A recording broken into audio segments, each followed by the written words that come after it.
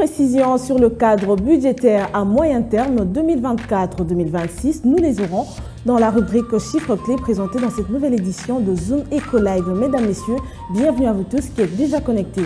Nous poursuivrons avec un dossier sur ce plateau qui nous parle aujourd'hui des projets financés par la Banque mondiale qui se chiffre à 8,5 milliards de dollars américains durant l'année 2023. Les autres rubriques aussi seront au rendez-vous, mais avant d'y arriver, on va commencer avec les nouvelles en bref et l'on se retrouve juste après pour la suite du programme. Suivez.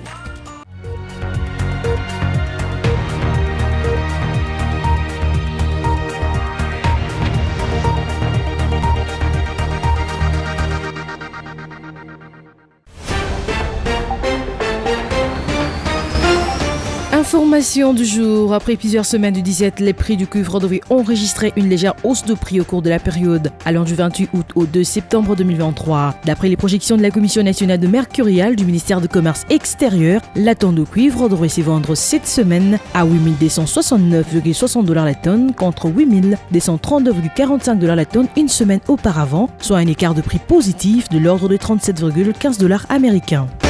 À présent, le ministre d'État, ministre du Budget Aimé Bonji a soumis le vendredi 25 août 2023 au Conseil des ministres le cadre budgétaire à moyen terme 2024-2026. En effet, le cadre budgétaire à moyen terme situe les dépenses totales à 133 524,9 milliards de francs congolais, soit 39 985,4 milliards de francs congolais en 2024, 45 032,5 milliards de francs congolais en 2025 et 48 507 milliards de francs congolais en 2026. Plus de détails sur ce Mekoponet.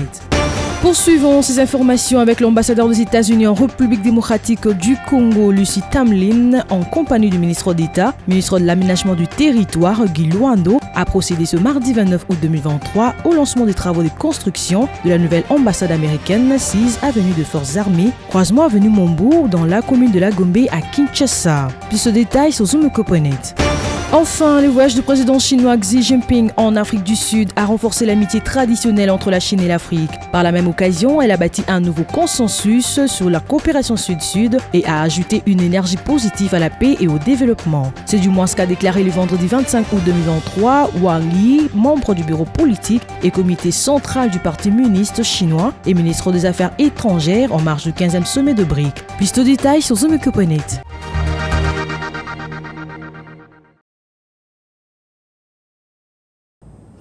Heureuse de savoir que vous êtes toujours connectés à Zoom Eco Live. Voilà donc, nous allons poursuivre cette édition, cette fois-ci pour recevoir notre première intervenante qui nous parle des précisions chiffrées. Et aujourd'hui, ceci tournera autour du cadre budgétaire à moyen terme 2024-2026. Suivez les précisions.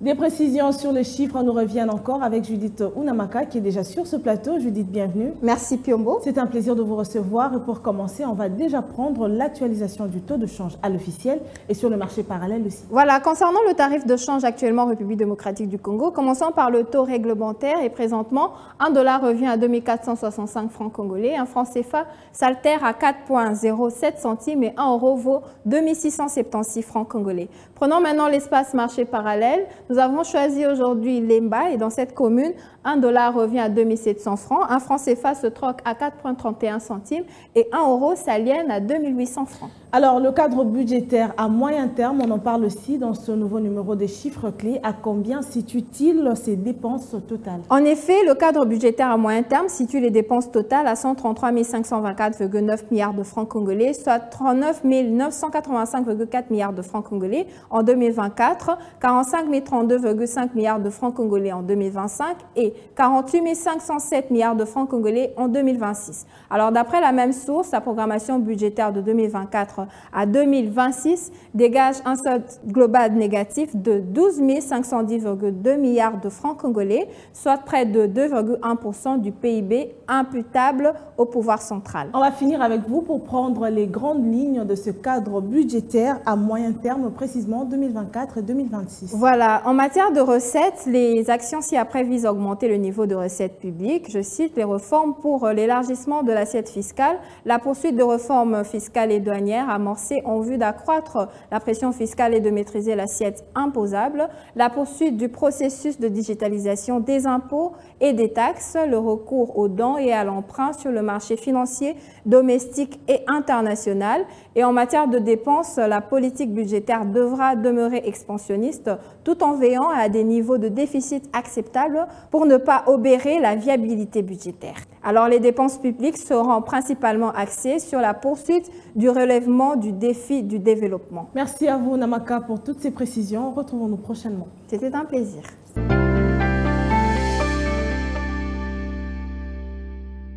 Ouvrons cette fois-ci un nouveau dossier avec Benita Mweni qui aujourd'hui nous parle des projets financés par la Banque mondiale qui se chiffrent à 8,5 milliards de dollars américains pour cette année, l'année 2023.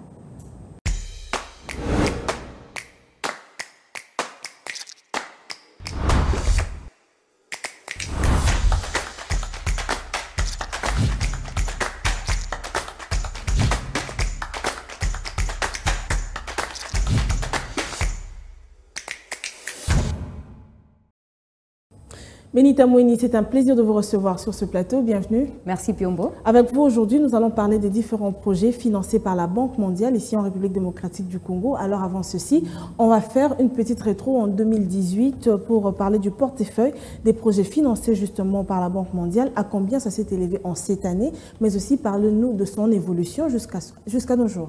Voilà, le portefeuille de projets financés par la Banque mondiale s'est considérablement accru au cours de ces 5 dernières années. Okay. D'après le ministre congolais des Finances, Nicolas Kazadi, pour l'année fiscale 2018, le portefeuille de projets financés par la Banque mondiale s'est élevé à 2,5 milliards de dollars américains. Et aujourd'hui, on parle de 8,5 milliards de dollars américains avec 5 milliards de dollars américains non encore décaissés. Alors, face à tout ceci que vous venez de nous citer, quels sont les différents défis du gouvernement congolais? Voilà, pour l'argentier congolais Nicolas Kazadi, l'un des défis du gouvernement congolais consiste à s'assurer que l'orientation stratégique de projets depuis leur identification jusqu'à leur exécution répondent avec la plus grande pertinence aux priorités structurelles du pays, en cohérence avec les autres dépenses effectuées sur ressources propres. L'autre défi qu'il a noté concerne la maîtrise de modalités de la mise en œuvre de projets financés par le ministère sectoriel à travers les unités de coordination de projets. Voilà Benita, vous nous avez parlé des différents défis du gouvernement congolais, mais avant de nous séparer, on va revenir sur les pistes de solutions esquissées par le ministre des Finances. Voilà, celle-ci passe notamment par le renforcement du dispositif de suivi, la clarification de rôles et responsabilités de parties prenantes, la réallocation de ressources vers le secteur porteur, plus performant avec impact visible sur les populations. Merci à vous Benita pour toutes ces précisions apportées. Retrouvons-nous prochainement pour un nouveau dossier. Merci à vous Judith Piombo. Parlons cette fois-ci de cette vidéo devenue virale sur les réseaux sociaux. Il s'agit de ces fonctionnaires retraités du ministère de l'Enseignement primaire, secondaire et technique qui se sont décidés de se mettre à la rue pour revendiquer haut et fort une prise en charge de manière honorable. Quelle est la version du CNSAP par rapport à ces doléances? Nous en saurons plus dans cet élément de reportage. Suivez. Nous réclamons une retraite régulière, honorable et digne. Sont-ils effectivement les enseignants retraités du ministère de l'EPST? Quelles sont les revendications? Sont-ils au bon endroit? Jusqu'ici, difficile de les certifier. Parce que le vrai retraité, on le retrouve ici, au siège social de la CNSAP, où ils sont pris en charge et le processus se déroule très bien, témoigne-t-il. La prise en charge, ça se passe très bien, ils sont bien accueillis. Ah ouais, ça va. Et les madame. Et là, nous sommes pour la salle Bamboulé, la salle 17 ans, jamais souri les lots. Non, il faut beaucoup de la fonction publique. Le ministre, une prise en charge qui a été rendue possible grâce au ministre Tony Mwaba Kazadi, qui s'est impliqué personnellement pour que la Caisse nationale de sécurité sociale intègre sur sa liste le retraité de l'EPST, qui depuis les années était sans espoir. La CNSAP a l'obligation, lorsqu'un enseignant de l'EPST, en l'occurrence, est mis à la retraite par l'État, son employeur, la CNSAP a l'obligation de les prendre en charge en ce qui concerne ces prestations. Donc la pension de retraite, par exemple, si ce dernier est vivant, le titulaire est vivant, ou la rente des survies si l'enseignant est décédé et que son conjoint survivant et ses enfants éligibles se présentent pour le bénéfice des prestations du titulaire de COUS. Et donc, la réponse aux doléances de ces fonctionnaires n'a qu'une seule adresse, la SENSAP. Et les portes sont grandement ouvertes. L'économie en République démocratique du Congo, on en parle encore cette fois-ci dans la chronique du jour qui nous est présentée par Patrick Bomboka, notre éditorialiste de tous les jours, qui analyse différentes thématiques et entrées à l'économie en RDC. Regardez.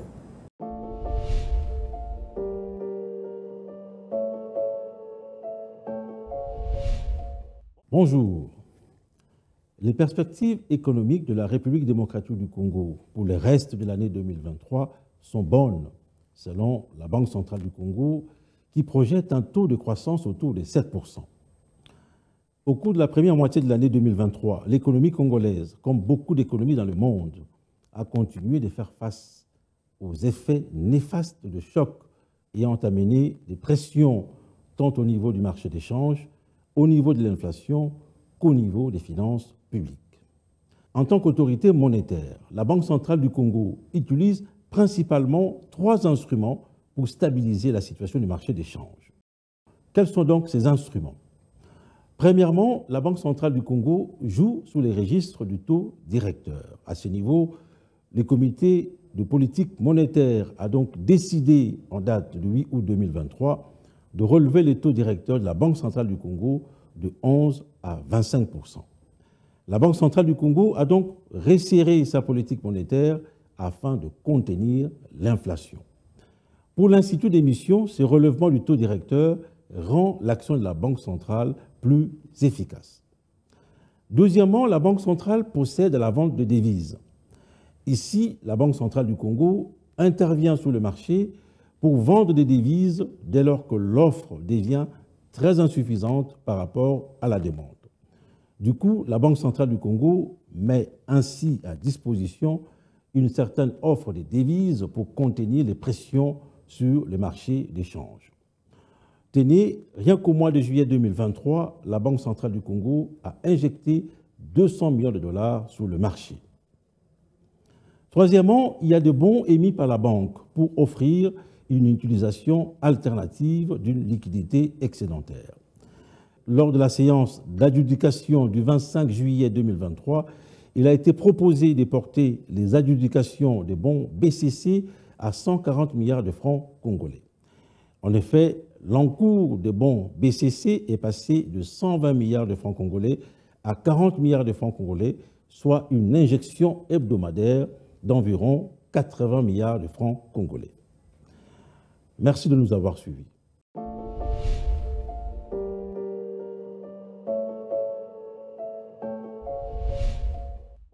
Cette édition se poursuit et on va se relaxer un peu en faisant le marché avec Naomi Kandé qui prend la peine de se déplacer pour nous afin de nous ramener différents prix des produits vendus en République démocratique du Congo. Nous allons découvrir tous ensemble ce nouveau numéro. Suivez.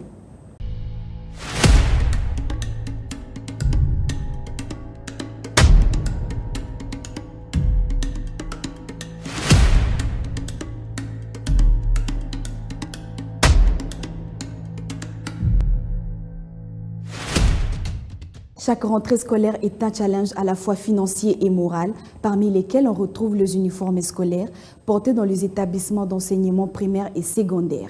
Découvrez à travers ce numéro de Zoom Wendy le prix des uniformes vendus au grand marché de Kinshasa, dans la commune de la Gombe sur l'avenue du Commerce. Et on se retrouve juste après.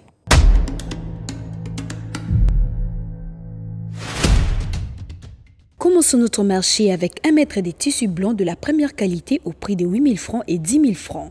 1 mètre de tissu blanc de la deuxième qualité revient à 3 500 francs et 2 000 francs. On trouve aussi les tissus bleus au marché de Kinshasa. Pour 1 mètre, le prix se vend à 7 500 francs. Pour ceux qui préfèrent se procurer les rouleaux de tissu uniforme, le rouleau de tissu bleu, le prix varie entre 75 $ et 80 $ pour la première qualité. La deuxième qualité de ces mêmes tissus est à 60 $. Vous pouvez aussi vous procurer les rouleaux de tissu blanc à 70 $ pour la première qualité et la deuxième qualité à 60 $. Pour les élèves en uniforme bleu roi, le mètre s'évend à 10 000 francs. 78 $ est le prix fixé d'un rouleau de tissu bleu roi. Un mètre de tissu pour les tabliers de l'école maternelle coûte 5 500 francs congolais. Zumwenzi a pensé à ceux qui préfèrent les uniformes déjà confectionnés. Pour un ensemble de culottes pour ceux de primaire, cela coûte du 7 000 francs. Pour le grand des humanités et secondaires, un ensemble de pantalons s'évend à 25 500 francs. Et enfin, un ensemble de jupes s'évend à 23 000 francs congolais.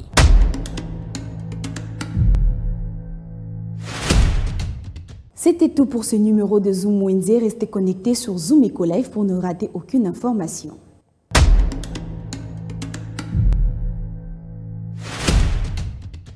Il est temps d'apprêter vos carnets et vos stylos pour noter les différents rendez-vous économiques qui ont lieu ici, en République démocratique du Congo. Et les précisions nous sont apportées par Adassa Grasse dans la rubrique Agenda. Et c'est tout de suite.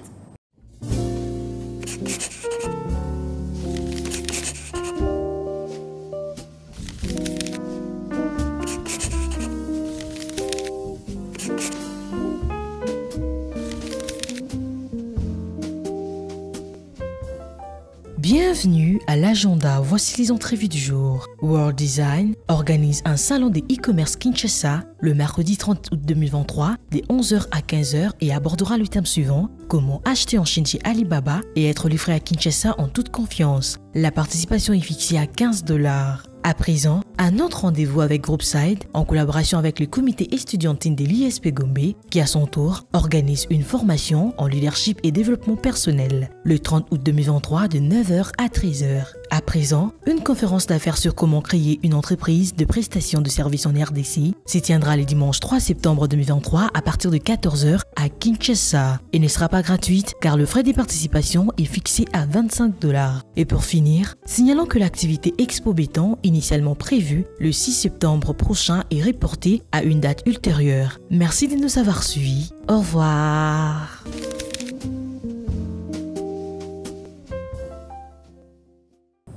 Et pour clôturer cette série de rubriques, on va aller tous ensemble à la rencontre d'une autre activité commerciale retrouvée en RDC, spécialement dans la ville-province de Kinshasa. Aujourd'hui, il s'agira d'une vendeuse de sacs en perles qui a accepté de nous ouvrir ses portes et de nous partager son expérience. Suivez.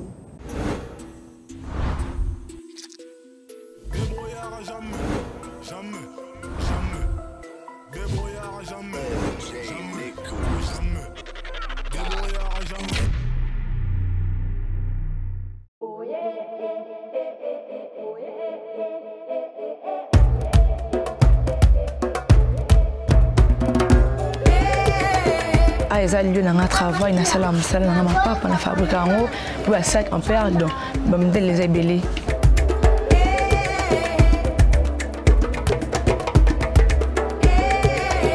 Oui, 2 ans déjà yango ezokende mpona banda yango 2 ans déjà yango.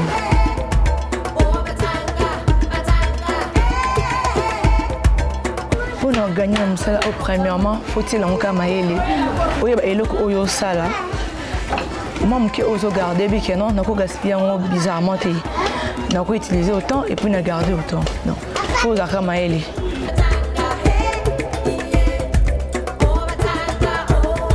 Il faut que je la bite. Donc, c'est mon boulot.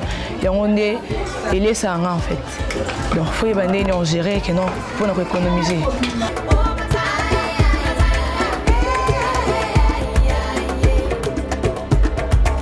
Ce que je gagne, que non, moi, je vais gagner, je vais gaspiller bizarrement.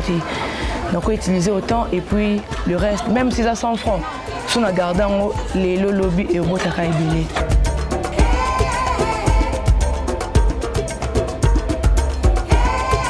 expérience, c'est allé parce que 2 ans, c'est pas une petite chose. 2 ans déjà, ça l'a pas pour la fabrique. Ça va commande même ailleurs, à Zan Alban Namboka, mais à Tindi commande aussi, il peut déposer même l'agence. C'est vraiment une expérience.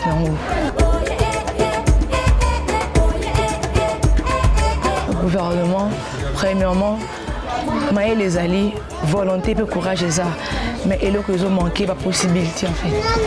La possibilité comme il faut, il y en a exaté. Ceux qui non, on a peine à mailler dans un donc il n'est plus loin. Et puis, on est en beau cannabis.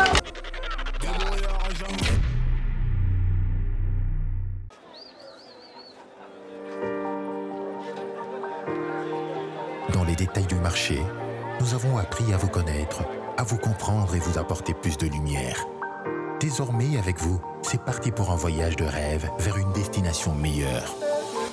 Ensemble, découvrons le civisme fiscal et la bonne gouvernance dans la gestion de la Res Publica grâce au décryptage de l'actualité économique du pays avec des chiffres clés. Avec une équipe de professionnels, découvrez le quotidien des Congolais en exclusivité à travers des dossiers et analyses approfondies. Zoom Eco TV, la référence de l'actualité économique en RDC. C'est la fin de cette édition. Merci à vous de l'avoir suivi. C'était un plaisir pour nous de partager avec vous ces informations à caractère économique. Restez branchés à nous et vous en saurez plus sur l'économie en République démocratique du Congo. D'ici là, portez-vous bien et retrouvons-nous prochainement.